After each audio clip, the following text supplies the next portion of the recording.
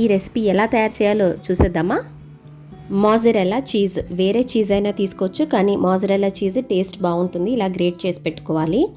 టమాటా, onion చిన్న ముక్కలుగా cut చేసి పెట్టుకోవాలి. బ్రెడ్ అయితే ఏదైనా తీసుకోవచ్చు. Sandwich, whole wheat, brown bread, నేను మిల్క్ బ్రెడ్ తీసుకుంటున్నాను. టమాటో కెచప్ లేదా టమాటో సాస్ లేదా పిజ్జా సాస్ ఏదైనా వాడచ్చు. జార్లో కొద్దిగా ఎండుమిర్చి వేసి మిక్సీ పట్టుకుంటే మనకి చిల్లీ ఫ్లేక్స్ రెడీ అయిపోతాయి. ఇవి స్పైసీనెస్ కోసం స్ప్రింకిల్ చేసుకుంటాము. ఇంకా పెప్పర్ అంటే మిరియాల పొడి కొద్దిగా.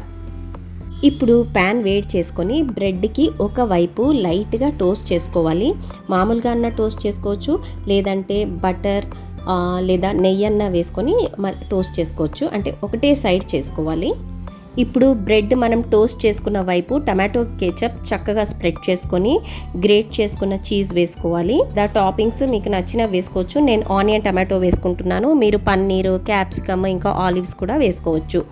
ఇంకా కారం మీకు తగినంత వేసుకోండి. అంటే రెడ్ చిల్లీ ఫ్లేక్స్ ఇంకా మిరియాల పౌడరు మీరు ఇప్పుడే వేసుకోవచ్చు, లేదా పిజ్జా రెడీ అయిన తర్వాత కూడా స్ప్రింకిల్ చేసుకోవచ్చు.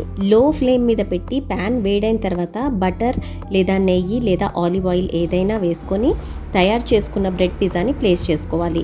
మూత పెట్టి మనకి చీజ్ అంతా కరిగే వరకు ఈ పిజ్జాని మనం కుక్ చేసుకోవాలి.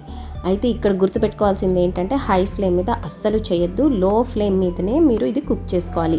ఈ విధంగా చేస్తే మనకి బ్రెడ్ కింద అంతా క్రిస్పీగా అవుతుంది, పైన వెజిటేబుల్స్ అన్నీ కుక్ అయ్యి సాఫ్ట్గా అవుతాయి, అండ్ చీజ్ కూడా చక్కగా కరుగుతుంది. ఇప్పుడు మన బ్రెడ్ పిజ్జా రెడీ అయిపోయింది.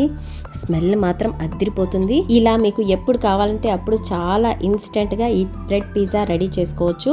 టేస్ట్ కూడా సేమ్ మన బయట పిజ్జా లాగానే ఉంటుంది. ఈ రెసిపీ కనుక నచ్చినట్లయితే తప్పకుండా లైక్ చేయండి అండ్ మీ ఫ్రెండ్స్కి కూడా షేర్ చేయండి. Thank you for watching.